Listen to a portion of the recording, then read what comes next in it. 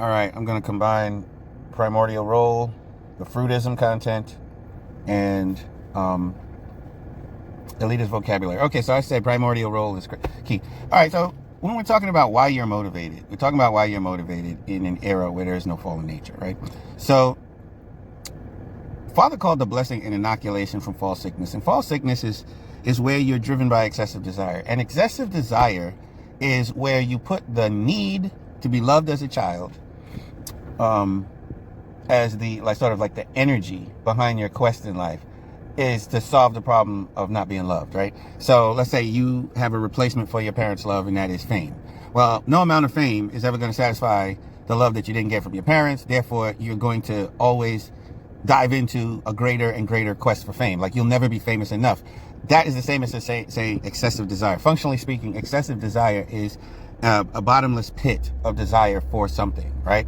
So the blessing is an inoculation. In other words, Satan can't put bottomless emptiness on you, animate you, where you actually choose to live animated, chasing something, as though it can replace the love that a child should get, right? In your life, you want to replace that love because you didn't get that love. Well, why is the blessing an inoculation? The blessing is an inoculation because once you do your 5% and properly esteem the blessing, you understand the value of the blessing. It's not, as Father said, we look at it like it's a piece of glass, but it's a diamond. So you no longer have that problem. You're like, oh my God, what a beautiful diamond. And then you are satisfied. Okay, your emotional bank account is full. All right, so that is because that gift goes to Adam and to Eve. Okay, so once you receive the blessing, you can realize that you are seen exactly as Adam, Eve, or Jesus, or a person of original value. That's the way God sees you. And so that is your primordial value. That's what is meant. Primordial value is essential. In other words, all the things that will last, that are created in the kingdom, none of those things are going to be advanced by people who are fundamentally not loved, seeking love. In other words, people who start out as emptiness are not occupying the central position, right? They're not occupying the primordial role.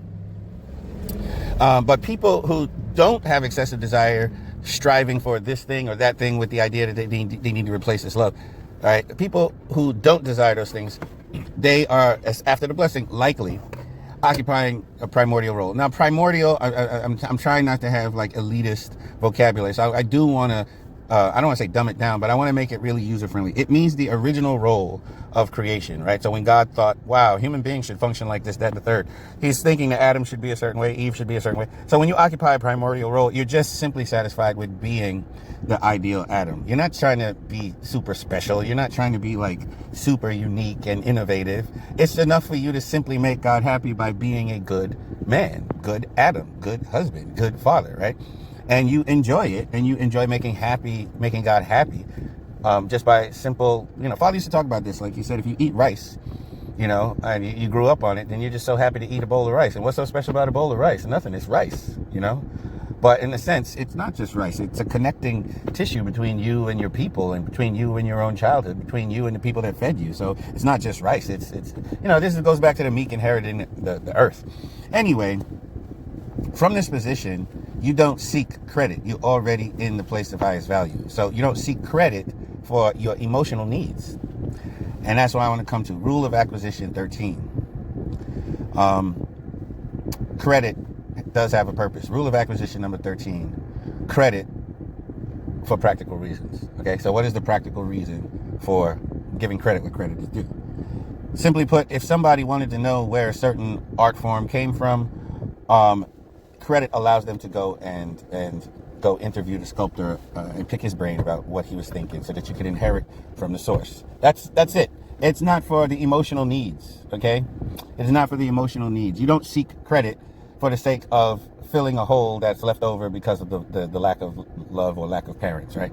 That's not why you seek credit. You seek to give credit where credit is due, universally. You give credit so that people can find the originator of an art form or a thought system, so that they can go directly to that person and, hopefully have repeated results by learning from the person who initiated it. And that has practical value for multiplying those good results. If you want to multiply good results, but you want to steal credit, or you want to tell people the wrong source of where it came from, you're not being very helpful in the settlement age. So the settlement age is an age where people give credit where credit is due.